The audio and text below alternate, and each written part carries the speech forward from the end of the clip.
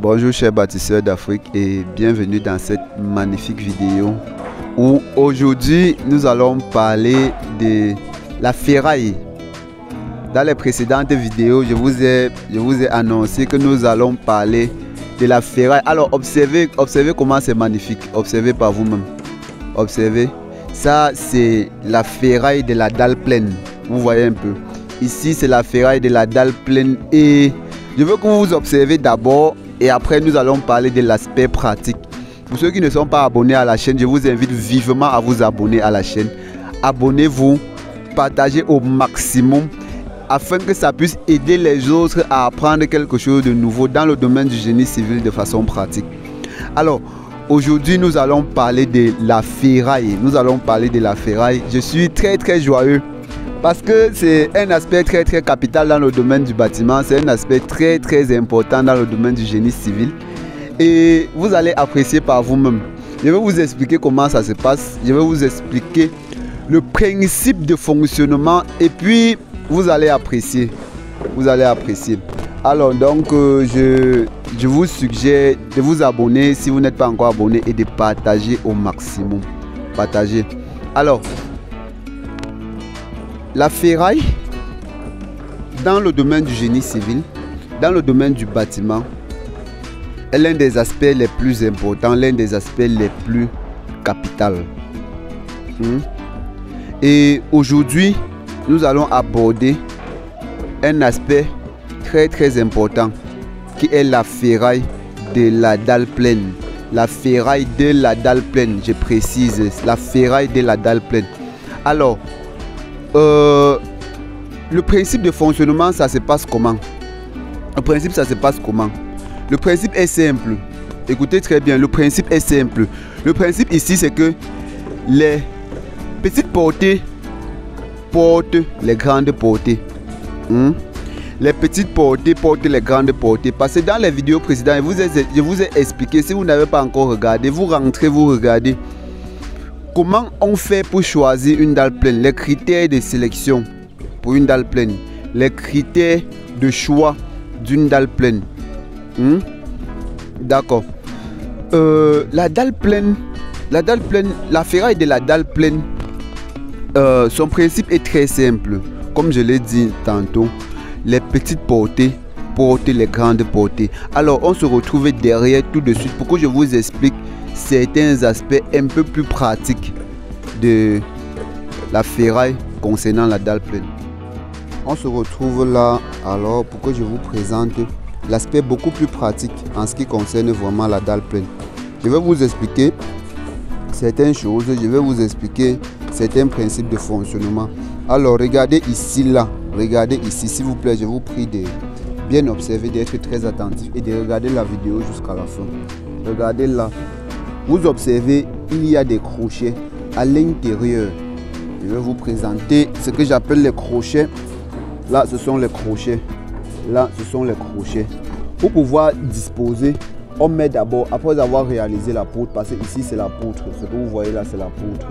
Maintenant, pour pouvoir réaliser, on met une barre là, une barre pour pouvoir accrocher les filants. La barre ici, c'est ce que vous voyez là. La barre que je touche là, c'est ce que vous voyez là. On met la barre ici pour pouvoir accrocher les éléments. Parce que le ferraillage, c'est un ferraillage à une seule nappe. Parce qu'il y a les ferraillages à double nappe, il y a les ferraillages à une seule nappe. Et pour ce projet-ci, pour cette dalle-ci, pour cette dalle pleine, nous avons opté pour un ferraillage à une seule nappe. Vous voyez un peu. Maintenant, pour pouvoir accrocher la nappe dans la poutre, on met un filant au niveau de l'axe de la poutre. Vous voyez un peu. Au niveau de l'axe de la poutre. Et ça nous permet d'accrocher les éléments. Ça nous permet d'accrocher vraiment les éléments. Je vais vous présenter de façon un peu plus proche. Et puis vous allez confirmer. Vous allez valider par vous-même. Alors regardez un peu là. Ça c'est la ferraille qu'on a accroché. Ça c'est un élément qu'on a accroché. Vous voyez un peu. C'est un élément ici là qu'on a accroché. Donc tâchez de bien voir, c'est un élément ici là qu'on a accroché. Et il en est ainsi pour toute la nappe. toute la nappe. Et regardez, vous allez observer bien, vous allez vous rendre compte que les grandes portées sont au-dessus des petites portées. Regardez ici, voici la barre qui part dans le sens de la petite portée. Et la barre du dessus part dans le sens de la grande portée. C'est-à-dire quoi? Les petites portées portent les grandes portées. C'est l'un des principes fondamentaux lorsqu'on veut ferrailler la dalle pleine. Ne l'oubliez pas. Et pour ce projet-ci, nous n'avons pas eu à couper les fers. Nous avons tendu les fers. Les fers de 12, nous avons tendu. Nous avons tendu entièrement et nous avons fait des recouvrements. Nous avons tendu une barre de fer, c'est 12 mètres, je précise. Une barre de fer, c'est 12 mètres. Nous avons tendu le fer entièrement. Nous n'avons pas coupé, nous avons tendu entièrement et nous avons fait passer dans les poutres. Là, ce sont les réservations de la plomberie. Oui, ce sont les travaux préliminaires qu'on fait avant le coulage de la dalle. Pour ne pas venir plus tard vibrer la dalle pour faire les naissances de la plomberie.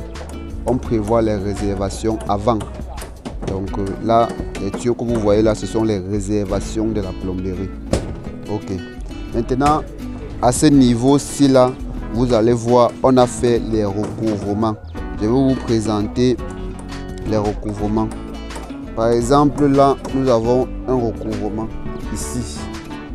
Nous avons un recouvrement. C'est ça qu'on appelle le recouvrement.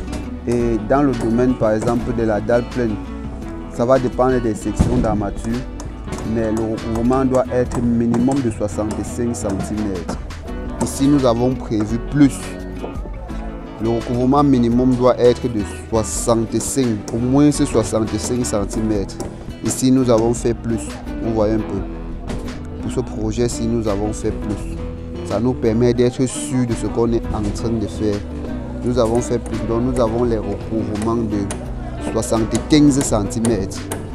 Nous avons les recouvrements de 75 cm. Et si vous observez bien, nous n'avons pas fait une ligne droite de recouvrement. Nous avons fait le recouvrement en biais. Donc, ça part de façon inclinée comme ça. Ça part de façon inclinée. Donc, observez très bien. Observez très bien. Là, c'est la ligne de recouvrement qui continue là. Regardez très bien la ligne de recouvrement qui continue là. Donc, c'est un peu ça le principe. C'est un peu ça le principe. Si vous avez des questions, n'hésitez pas de nous poser les questions en commentaire. Nous n'allons pas hésiter de vous répondre. N'hésitez pas vraiment à poser les questions en commentaire. C'est très important et nous prendrons le soin de vous répondre. Là, ce sont les cales à béton. Ça permet de créer l'enrobage. Et les cales à béton ici, là, c'est l'épaisseur de 2 cm et demi. C'est l'épaisseur de 2 cm et demi. Les cales à béton ici, c'est l'épaisseur de 2 cm et demi. Ça permet de créer l'enrobage entre le plancher et la ferraille. Vous voyez un peu, on appelle ça les cales à béton. Ça permet de créer l'enrobage entre le plancher, donc entre le coffrage et la ferraille. C'est ainsi qu'on a fait. Il en est de même à l'intérieur des poutres, nous avons mis les cales à béton. Oui.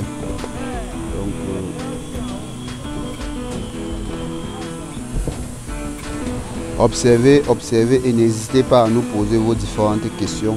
Nous allons vous répondre. N'hésitez pas à poser vos différentes questions en commentaire et nous allons vous répondre. Alors, merci d'avoir regardé la petite vidéo. Surtout, abonnez-vous, partagez pour permettre à d'autres personnes d'apprendre, pour permettre à d'autres personnes de découvrir la chaîne et pouvoir apprendre quelque chose de nouveau. Merci. Merci d'avoir regardé la vidéo. Et n'hésitez pas surtout à poser vos questions en commentaire. Nous sommes là pour vous répondre, nous sommes là pour vous former, nous sommes là pour vous donner des enseignements pratiques dans le domaine du génie civil. N'hésitez surtout pas à poser vos questions en commentaire et nous allons vous répondre. Merci d'avoir regardé la vidéo et surtout, si vous n'êtes pas abonné, abonnez-vous, partagez et permettez à d'autres personnes d'apprendre. Merci, chère jeunesse africaine, chers bâtisseurs d'Afrique. Tout est possible. tout est possible si nous y croyons. Merci, merci, merci.